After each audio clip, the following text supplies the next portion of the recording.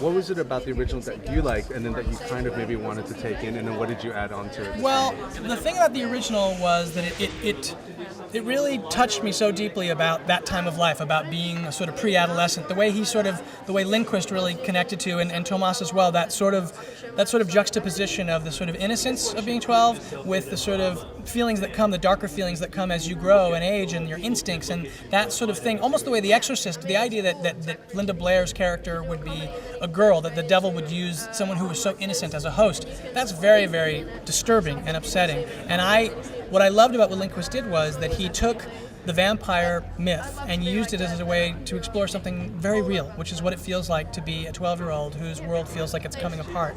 And that was the thing that really spoke to me. It reminded me, he grew up in the 80s, there's all this 80s stuff in the book, and I grew up in the same period, and I just so related to it. And that's really what meant the most to me in trying to sort of take his story, was to honor that part of the story as much as I possibly could. And I wanted to take it as much as possible through that boy's eyes, and filmically to shoot it through his point of view. And that's what I tried to bring to it, to sort of, the original is done in these beautiful stately masters that are astonishing. And I loved the restraint of the film, and I thought that was really important, but I wanted to take the film visually and make it even more from his point of view, almost in a sort of, ways that I've been inspired by, like Hitchcock or something, where you really feel like you're in that character's shoes. Because, his book, Lindquist's book, is so much about empathy, about being in somebody's shoes, somebody who has to do something awful, and yet you understand why they do it. And that is really sort of what was important to me. And the other thing was to take that sort of story, which has these universal themes, and put it into an American landscape. And, like I said, I grew up in the 80s, and it was Reagan America, and the idea of the evil empire and evil being on the outside instead of inside us. And, what would it be to be a 12-year-old and feel that this is the world you're in and no one could really understand your dark side? Chloe and Cody have a huge amount of work in this film. It's a big performance for the two of them. It's like the movie rests on their shoulders because of the love story. Yeah. How did you protect them?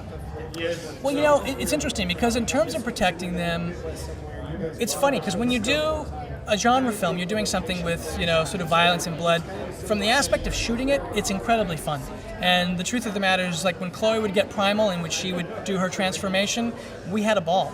And, it's totally committed, and she's amazing at doing it. And the same thing when Cody would be part of the scenes where violence was occurring. It's like a fantasy, because when you're shooting, it truly is a fantasy. The parts that were sort of the hardest were the emotional parts, because that stuff was about being authentic, about painful things, and it was just really talking to them about things that they related to and trying to draw out of them their own experiences. And it's interesting the number of things that would happen when we were shooting that actually came from their ideas. There are little things that, and actually that was something that I got. Before I started, from advice from Steven Spielberg, because he's friends with JJ, he said he had seen Cloverfield, and I was like, what would be cool is I've never really done a movie with kids before. I would so love to talk to him. Do you think he would talk to me? And JJ spoke to him and he was like, he would love to talk to you. And he was incredibly generous. And he said to me, look, the thing to do, the gold that you look for is their point of view, and find out what it is, walk into a scene and say, well, what would you do here?